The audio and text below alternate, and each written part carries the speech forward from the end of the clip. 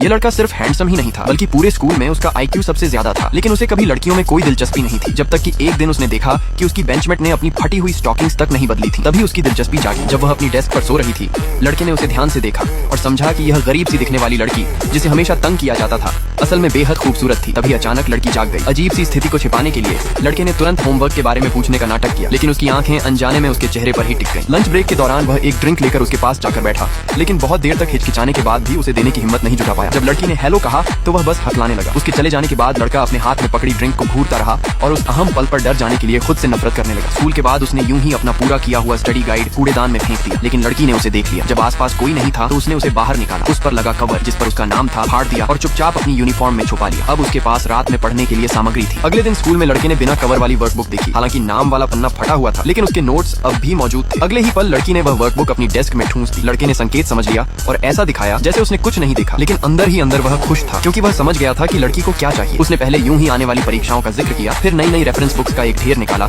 और जानबूझकर उसे उसकी तरफ सरका दिया। यकीनन लड़की की आंखें तुरंत चमक उठी। उसने धीरे से पूछा कि क्या वह एक किताब उधार ले सकती है। कोई आम लड़का होता तो खुशी खुशी हाँ कर देता, लेकिन ऐसा जीनियस कुछ ऊंचे स्तर पर खेल रहा था। उसने कहा कि उसे आज सारी किताबें चाहिए, इसलिए वह उधार नहीं दे सकता। लड़की अजीब सी स्थिति में ठिठक गई, लेकिन अगले ही पल लड़के ने एक और बात जोड़ दी। वह बाद में लाइब्रेरी जा रहा था और शायद देर तक वहीं रुकेगा। पढ़ाई के लिए बेताब लड़की ने तुरंत पूछा कि क्या वह भी उसके साथ जा सकती है और उसके पास बैठकर पढ़ सकती है। लड़के ने ठंडे भाव से बस हाँ कह दिया, लेकिन जैसे ही उसने सिर दूसरी तरफ घुमाया वह अपने चेहरे पर उभरती मुस्कान को रोक नहीं पाया।